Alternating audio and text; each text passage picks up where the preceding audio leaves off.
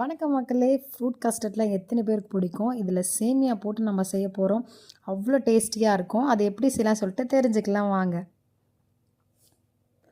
First நான் ஒரு cup அளவுக்கு சேமியா எடுத்துக்கிட்டேன். ஸோ வறுத்த சேமியா.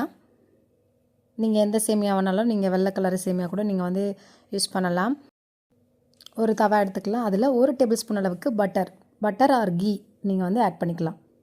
ஸோ இதில் நம்ம அந்த சேமியா போட்டு மிக்ஸ் பண்ணலாம்.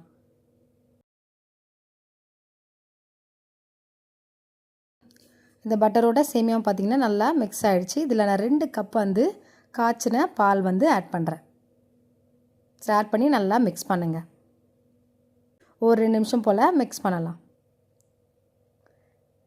ஸோ இது வேகிற சமயம் பார்த்திங்கன்னா 1 டேபிள் ஸ்பூன் அளவுக்கு பிஸ்தா கஸ்டர்ட் பவுடர் நான் எடுத்துக்கிட்டேன். ஸோ உங்கள் வீட்டில் என்ன இருக்கோ நீங்கள் அதை யூஸ் பண்ணலாம். ஸோ இல்லைன்றவங்க பார்த்திங்கன்னா 1 டேபிள் ஸ்பூன் அளவுக்கு கார்ன்ஃப்ளவர் எடுத்துக்கிட்டு குங்குமப்பூவை எடுத்துக்கிட்டு தண்ணியில் ஆட் பண்ணி அதே மிக்ஸ் பண்ணி நீங்கள் சேர்க்கலாம். ஸோ இது பிஸ்தா.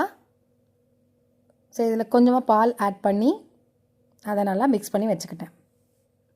ஸோ அங்கே பாருங்கள் நல்லா சேமியா குக் ஆகிடுச்சு. இதில் இந்த கஸ்டர்ட் மில்க் நான் ஆட் பண்ணுறேன்.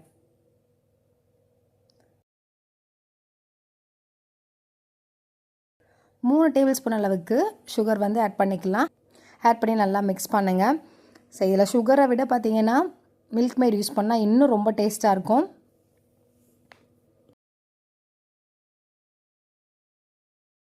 ஒரு 2 நிமிஷம் போல் நல்லா மிக்ஸ் பண்ணிடலாம். ஸோ இதில் நான் இன்னொரு கப் பால் ஆட் பண்ணிக்கிறேன். ஸோ மொத்தம் 3 கப் அளவுக்கு நீங்கள் பால் யூஸ் பண்ணிக்கலாம். சாவல் தான் ரெடி ஆகிடுச்சு. ஸ்டவ் ஆஃப் பண்ணிடலாம். ஸோ இதில் உங்கள்கிட்ட என்னென்ன ஃப்ரூட்ஸ் இருக்கோ அதெல்லாம் ஆட் பண்ணலாம்.